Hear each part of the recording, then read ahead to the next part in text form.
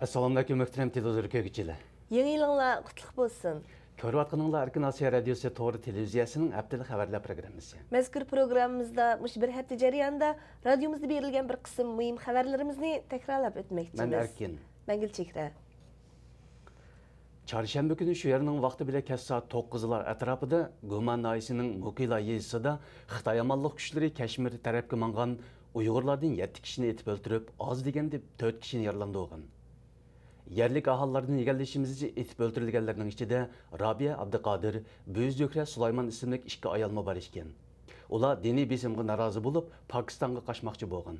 Vaqadan xabardor kishilar mazkur guruhdagi 10 necha kishining eng cho'ngining 32 yosh ekanligi, biroq guruhdagi 17 yoshdan yuqori barliq kishilarning Xitoy amalliq kuchlari tomonidan birdak etib o'ldirilganligini bildirdi. Vaqadan xabardor kishilarning ilgari surishicha, vaqadan mazkur guruhdagi 17 yoshdan tuvan 5 bola asir elingan bo'lib, ularning 4 yaralangan. Bolalarning navbatdagi ahvoli ma'lum emas. Pokistonga qochmoqchi bo'lib mangan 10 necha Uyg'urning Guman noyisi Mukila yezisida Xitoy amalliq kuchlar tomonidan o'q tutilib, 7 kishining o'ldirilishi chet eldagi Uyg'ur tashkilotlarining kuchlik inkosini qo'zg'adi. Uyg'ur Milliy Harakat rahbari Rabia Qadir xonim bayonot e'lon qilib, mazkur vaqa Xitoy hukumatining xohlagancha odam o'ldirish siyosatini davomlashtirayotganligidan derak berdi deb ko'rsatdi. Rabia Qadir xonim Amerika, Birleşken Devletler Teşkilatı, Avrupa İttifaqı ve Dünya İslam Elleri Kengeshining inkos qaytirishini talab qilib, Xitoy doiralariga Sharq Turkistonda elib berayotgan bu xil xohlagancha odam o'ldirish va favqulodda ig'ir bostirish qilmishidan andish qilayotganligini ifodalashga chaqirdi. Yaqinda Xitoy doiralari Aqsu viloyatida qonunsiz diniy faoliyatga zarba berish nomida 20 necha kishini qo'lga olgan. Saqchi taraf 200dan ortiq Uyg'ur oilasida tuyuqsiz kechilik aqtirish ilib berib, 60 necha kishini so'roq qilgan. 21 kishini qonunsiz diniy faoliyat bilan shug'ullangan Qonunsiz diniy kitob va Uyg'ur Milliy Harakati rahbari Rabia Qadir xonimning Amerika prezidenti Bush bilan tushgan rasmini saqlagan degan ayiblash bilan qo'lga olingan. Aqsu Shoir noyisining bir saqchi xodimi bir qism kishilarning yuqorqi sabablardan qo'lga olinganligini dalillab, ularning hozirmi davomli tutib turilayotganligini bildirgan.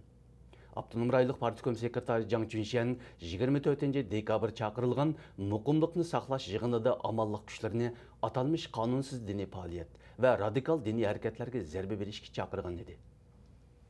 Xitoy doiralari yaqinda Atush tavasidagi 22 masjidning imomi va munosabatlik diniy zotlarini yig'ib olib, masjidga kirib namoz o'quvchilarga cheklama qo'yish to'g'risidagi bir kelishimga imzo qo'yishni talab qilgan.